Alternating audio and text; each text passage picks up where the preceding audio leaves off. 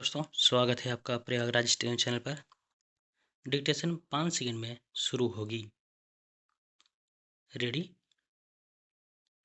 Start.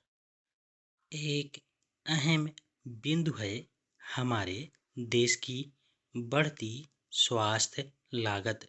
Bharat के प्रमुख शहरों में वायु प्रदूषण के कारण होने वाली घातक बीमारियों पर सालाना खर्च देश की जीडीपी का एक बहुत बड़ा हिस्सा निगल जाता है।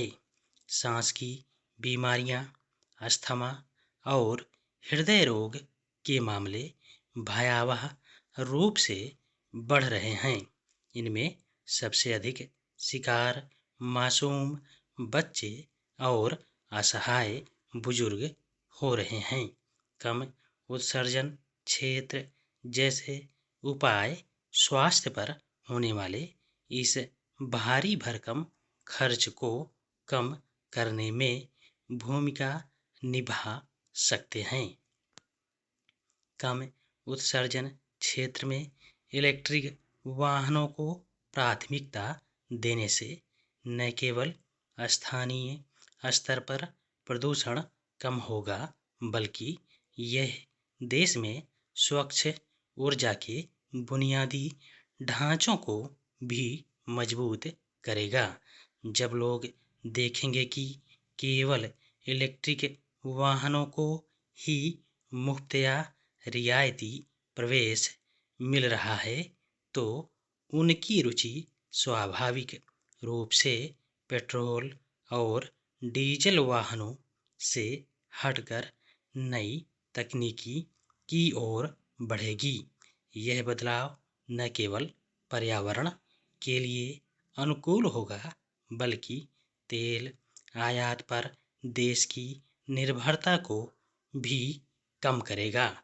मगर इसके लिए शहरों में सेंसर आधारित नेटवर्क और डिजिटल निगरानी को मजबूत करना होगा, ताकि हर नागरिक अपने मोबाइल फ़ोन पर यह देख सके कि जिस सड़क पर वह चल रहा है, वहाँ की हवा अब कितनी सुरक्षित हो गई है। यह पारदर्शिता सरकार और जनता के बीच विश्वास का एक नया सेतु बनाएगी।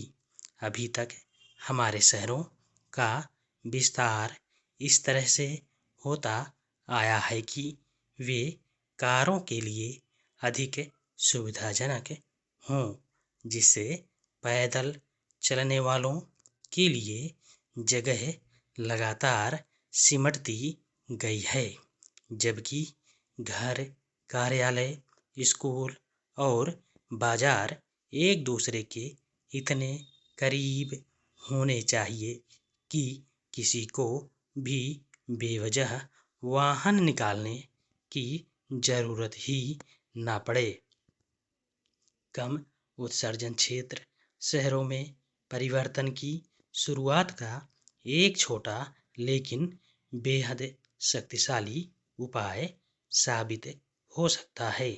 जब कोई छोटा सा इलाका प्रदूषण मुक्त और पैदल चलने योग्य बन जाता है, तो वह पूरे शहर के लिए आदर्श बन जाता है।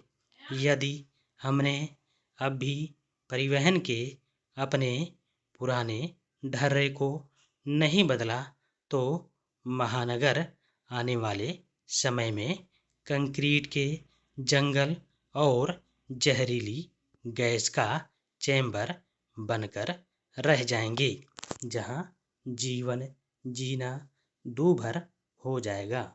हमारे पास आधुनिक तकनीक, अनुभव और वैज्ञानिक शोध उपलब्ध हैं। हमें बस सामूहिक इच्छा शक्ति की आवश्यकता है, ताकि हम नई नीतियों को धरातल पर उतार सकें। यह बदलाव रातों रात नहीं आएगा। इसके लिए हमें निरंतर प्रयासों की जरूरत होगी।